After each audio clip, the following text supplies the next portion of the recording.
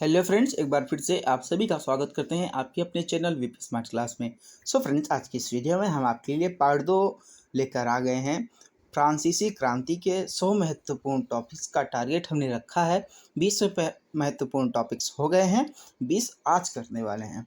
तो हमने यहाँ पे सीरियल वाइज से लिया है। अगर कोई भी देखेगा तो वो ज़रूर सोचेगा कि इसके पहले भी हो चुका है, तो वो 100 महत्वपूर्ण टॉपिक्स को क्लियर करेगा। और हम भी ये चाहते हैं कि आप भी 100 महत्वपूर्ण टॉपिक्स को क्लियर करें और अपने फर्स्ट पार्ट इतिहास के पहले चैप्टर में एकदम निपुण रहें। कोई भी अगर एमसीक्यू पूछ लिया जाए, सरल से कठिन, जो सबसे महत्वपूर्ण है वो भी, जो नहीं महत्वपूर्ण है वो भी, सभी को आपको एक समान लेके चलना है। तो आइए देखते हैं 21 से लेकर 40 तक, यानी कि 20 महत्वपूर्ण आज टॉपिक्स हम एमसीक्यू का हल करने वाले हैं। अगले वीडियो में हम 20 और बनाएंगे। इस प्रकार से हम 5 पार्ट रखने वाले हैं। 20-20 का कर करके 5 वीडियो में हम सभी वीडियो बनाएंगे। तो आइए वीडियो को शुरू करते हैं और देखते हैं कि 20 एमसीक्यूज़ में कौन कौन से हार्ड लेवल के हैं, कौन कौन से सरल लेवल के हैं और क्या महत्वपूर्ण हैं।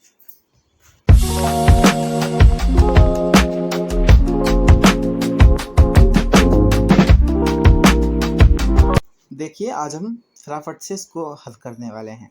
तो देखिए, 21वां हमसे कह रहा है कि नेशनल असेंबली किसे कहते हैं या किसका गठन, नेशनल असेंबली का गठन जो है, गठन किसने किया था। तो इसमें प्रथम था प्रथम स्टेट, द्वितीय था द्वितीय स्टेट, तृतीय था तृतीय स्टेट और चौथा है राजा लुईस लोहामा। तो अभी हम ये जानते हैं कि राजा लुईस लोहामा तो नहीं है, क्योंकि इसने ही ने आतंक मचाया था। प्रथम स्टेट चर्च के बड़े अधिकारी थे और बड़े बड़े लोग थे, यानी कि पादरी वर्ग के लोग। और द्वितीय स्टेट कुलीन वर्ग के लोग, ये दोनों महत्वपूर्ण थे, यानी कि बहुत ज़्यादा धनवान थे। तो भैया हमारा बचता है केवल तृतीय स्टेट ही। तो तृतीय स्टेट को हमको सही मानना है, यानी ऑप्शन नंबर सी। ठीक है, 22वें पर चलते हैं। 22वां क्या कह रहा है, देखिए, बास्तील क्या था। बास्तील क्या था?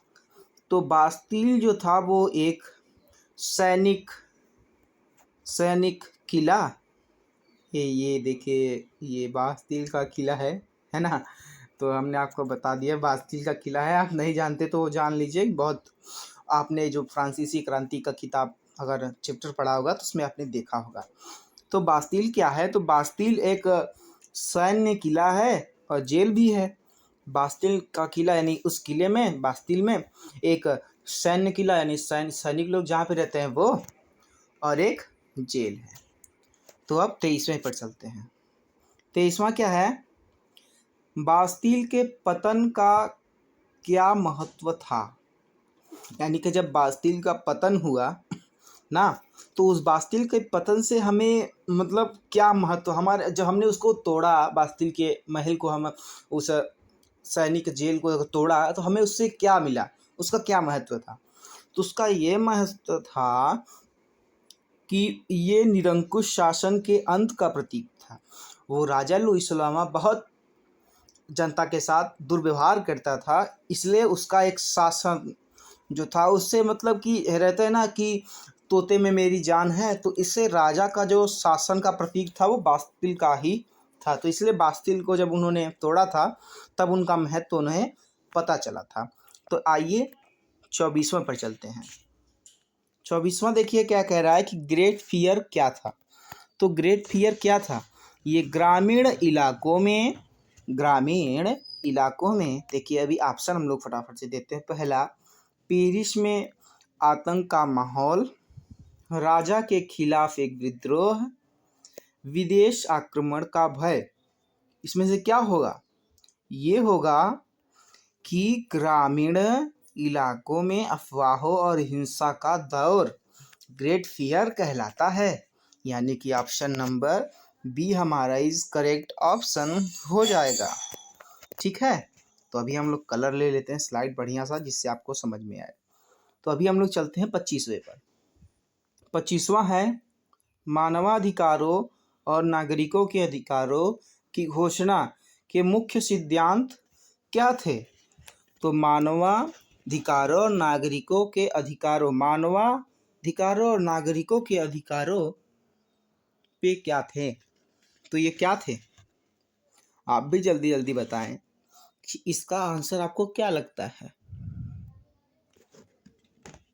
आपको इसका आंसर क्या लगता है? आप तो बता चुके होंगे, हम भी बता दें। स्वतंत्रता, समानता और बंधुत्व। स्वतंत्रता, समानता और बंधुत्व। ठीक है, 26वें पर चलते हैं। 26वां क्या कह रहा है? संवैधानिक राजतंत्र फ्रांस में कब स्थापित हुआ? तो संवैधानिक राजतंत्र फ्रांस में कब शामिल हुआ? तो क्या लगता है आपको, क्या होगा?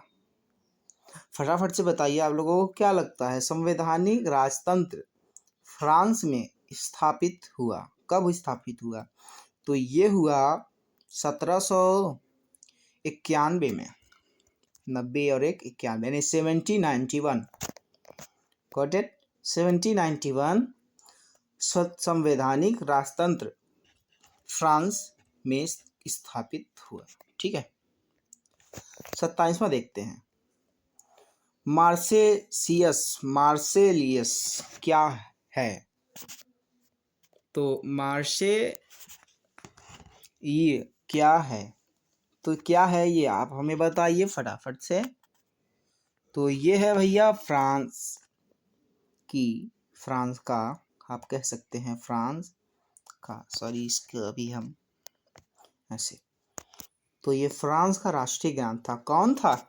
जरूर याद कर लीजिएगा, मैंने बताया था आपको बहुत सारे इंपॉर्टेंट भी रहेंगे, तो कुछ किताब में से भी हैं और कुछ उठ के भी आए। जैसे देखिए, फ्रांसीसी क्रांति है, बहुत बड़ी क्रांति थी फ्रांस से, जिससे सभी देश भावुक हुए थे, यानी सभी देशों को लगा था कि भैया आज़ादी तो होनी चाहिए।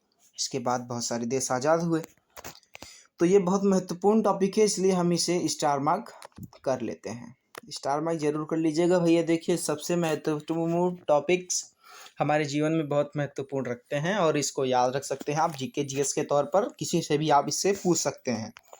ठीक है, 28वां देखिए क्या है कि विनया कांग्रेस कब हुई थी? विनया जो है कांग्रेस कब हुई थी? विनया कांग्रेस कब हुई थी?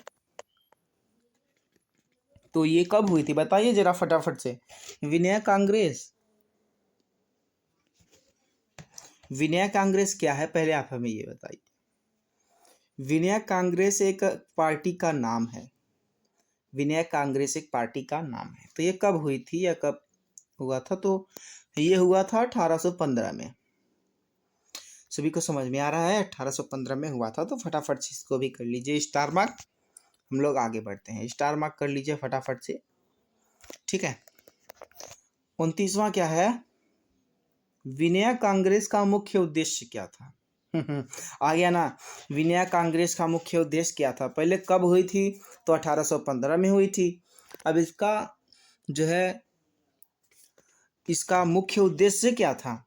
तो इसका मुख्य उद्देश्य था भैया कि बी वाला होगा सही, यूरोप में शांति और स्थिरता बहाल करना। यूरोप में शांति और स्थिरता बहाल करना, ये विनया कांग्रेस का मुख्य उद्देश्य था और इनका मुख्य लक्ष्य भी था। 30वां नंबर क्या है? देखिए यहाँ पे कि किसी फ्रांसीसी दार्शनिक ने सामाजिक अनुबंध यानी सोशल कॉन्ट्रैक्ट, सामाजिक अनुबंध, याद रखिएगा फ्रांसीसी क्रांति में अगर आप पढ़ेंगे तो इसमें भैया देखिए सोशल कॉन्ट्रैक्ट आप जानते होंगे, लेकिन इसका होता है सामाजिक अनुबंध। तो इसको आप लोग याद कर लीजिए, सामाजिक ये और अनुबंध ये। ठीक है, इसको हम लोग अंग्रेजी में कहते हैं सोशल कॉन्ट्रैक्ट का सिद्धांत दिया था। तो किसने दिया था का सिद्धांत? दिया था भैया हमारे रूसों ने जो है सामाजिक अनुसंधान यानी सोशल कॉन्ट्रैक्ट का सिद्धांत दिया था। 31वां क्या है? देखिए, शांति के पृथक्करण यानी स्पेरेशन ऑफ पावर पावर का सिद्धांत किसने दिया था? तो किसने दिया था फटाफट से बताइए। ये दिया था भैया Montesquieu. Montesquieu is the correct option. इसको भी आप 1 स्टार लगा ही लीजिए, ये भी बहुत महत्वपूर्ण है। 1 नहीं 2 लगा लीजिए। अरे 2 क्या भैया, 5-6 लगा लीजिए, उससे क्या मतलब है, हमें तो याद करने से मतलब है। हम चाहे जितना लगाएं, 1 स्टार तो ज़रूर लगाएं। है ना, 1 स्टार तो ज़रूर लगाएं, लेकिन लगाना तो है इस सब पे 1-1 स्टार। जिस पे हमने नहीं लगाया स्टार, उस पे 1-1 स्टार ज़रूर लगाइएगा, क्योंकि सब महत्वपूर्ण हैं। ठीक है। 32वां क्या कह रहा है कि लेट्रेस फिलोसफिक्स पुस्तक किसने लिखी? आप क्या बताएंगे? लेट्रेस फिलोसोफिक्स पुस्तक किसने लिखी? तो ये लिखी थी भैया वोल्टेयर। वोल्टेयर ने लिखी थी। वोल्टेयर, VOLTER, वोल्टेयर ने लिखी थी। स्पेलिंग गलती हो तो आप बना लेना, क्योंकि मुझे अंग्रेजी नहीं आती है, मजाक कर रहा था भाई। ठीक है। 33 नंबर देखते हैं। 33 नंबर क्या है? एनसाइक्लोपीडिया का संपादन किसने किया था? एनसाइक्लोपीडिया क्या है भैया, ये हमें भी नहीं पता। ऐसी बात नहीं है, आपको भी पता चल जाएगा।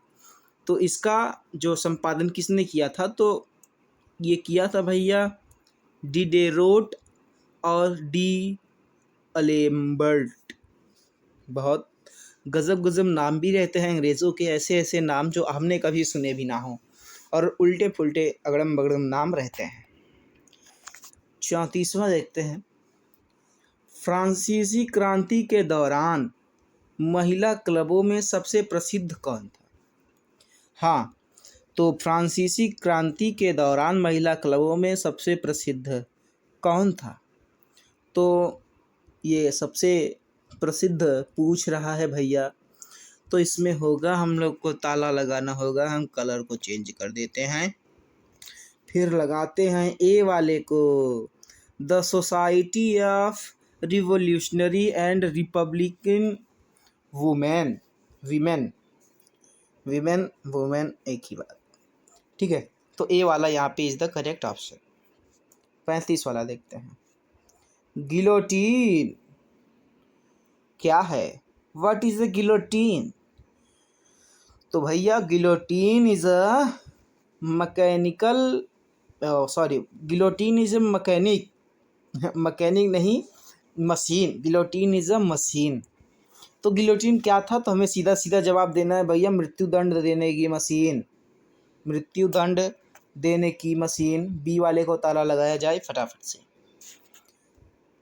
26वां क्या कह रहा है? 36वां कि आतंक के शासन का अंत कब हुआ?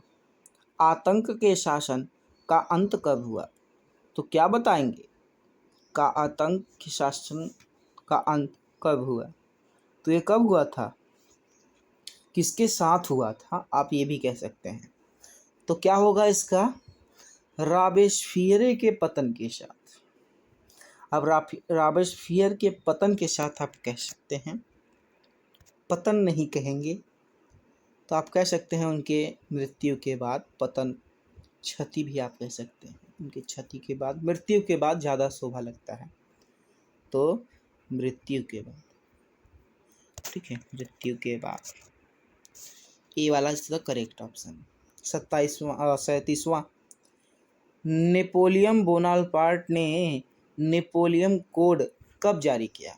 देखिए, अब यहाँ पे पूछ रहा है, बता रहा है, आपको बताना है। नेपोलियन बोनापार्ट ने नेपोलियन कोड, नेपोलियन कोड कब जारी किया था?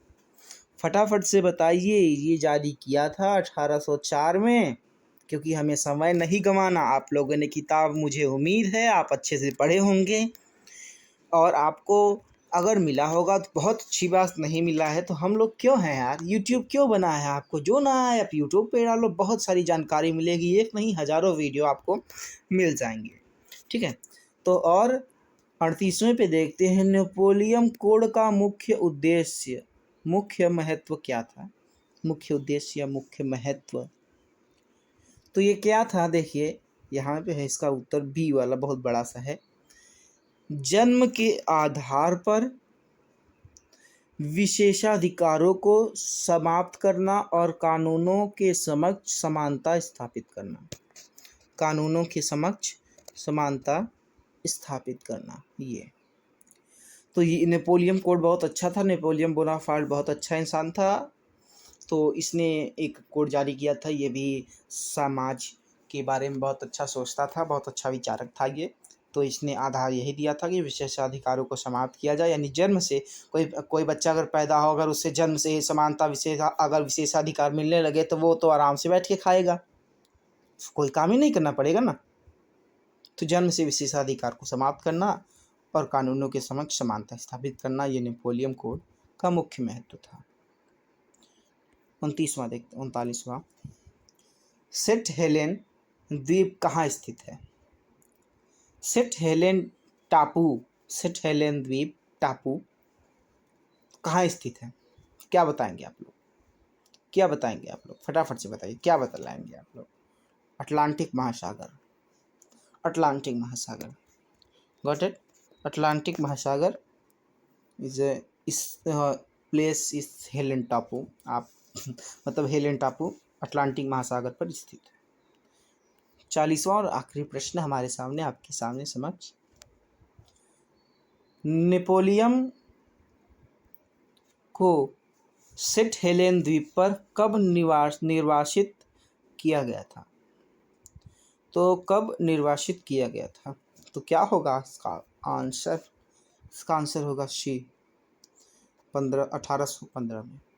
तो यहाँ तक हमारा पार्ट 2 कंप्लीट होता है। अगर आप हमारे चैनल पे नए हैं तो कृपया बेल आइकन जरूर दबाएं और सब्सक्राइब करके ना भूलें मतलब पहले सब्सक्राइब करें फिर बेल आइकन दबाएं, ठीक है। तो मिलते हैं अगले पार्ट में, यानी पार्ट 3 में। तब तक के लिए जय हिंद, जय भारत। और आप लोग 40 प्रश्न को अच्छे से रिपीट करेंगे, हमारा ये दावा है। आप लोग अगर रिपीट करेंगे इसे तो फ्रांसीसी क्रांति के पाठ में आपको कोई भी डाउट नहीं रह जाएगा। तो उम्मीद है आप लोग याद करते होंगे। तब तक के लिए जय हिंद, जय भारत।